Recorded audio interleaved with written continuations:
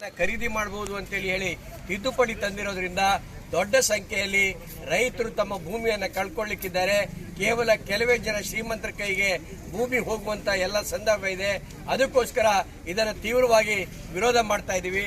ಅದೇ ಸಂದರ್ಭದಲ್ಲಿ ಕಾರ್ಮಿಕರ, ಅಂಗನವಾಡಿ ನೌಕರರು, ಬಿಸಿಯೂಟ ನೌಕರರು, ಬೀಡಿ ಕಾರ್ಮಿಕರು, ಕಟ್ಟಡ ಕಾರ್ಮಿಕರು, ಅವರಿಗೆ ಸಂಬಂಧಪಟ್ಟ ಬೇರೆ ಬೇರೆ ಬೇಡಿಕೆಗಳನ್ನು ಸರ್ಕಾರದ ಮುಂದೆ ಇಟ್ಟು ಅದನ್ನ ಈಡೇರಿಸಲಿಕ್ಕೆ ಒತ್ತಾಯ ಮಾಡ್ತಾ ಇದ್ದೀವಿ. ಮತ್ತೆ ಮುಂದಿನ ದಿವಸದಲ್ಲಿ ಎಲ್ಲ ಶಾಸಕರನ್ನ ಭೇಟಿ ಮಾಡಿ ಅದನ್ನ ಕಾರ್ಮಿಕರ ಸಮಸ್ಯೆಗಳನ್ನು ಬಗೆಹರಿಸಬೇಕು ಅಂತೇಳಿ ಹೇಳುವಂತ ಒತ್ತಾಯವನ್ನು ಕೂಡ ನಾವು ಈ ಸಂದರ್ಭದಲ್ಲಿ ಮಾಡ್ತಾ ಇದ್ದೀವಿ. ಇದರಲ್ಲಿ ಇನ್ನೊಂದು ಪ್ರಮುಖವಾದ ಅಂಶ ಹೇಳಬೇಕು ಅಂತೇಳಿ ಹೇಳಿದ್ರೆ, ಈ ಭೂ ಸುಧಾರಣಾ ಕಾಯ್ದೆ ತಿದ್ದುಪಡಿ ಒಂದು ಸಾರಿ ವಿಧಾನ ಪರಿಷತ್ನಲ್ಲಿ ಸೋಲಾಗಿತ್ತು.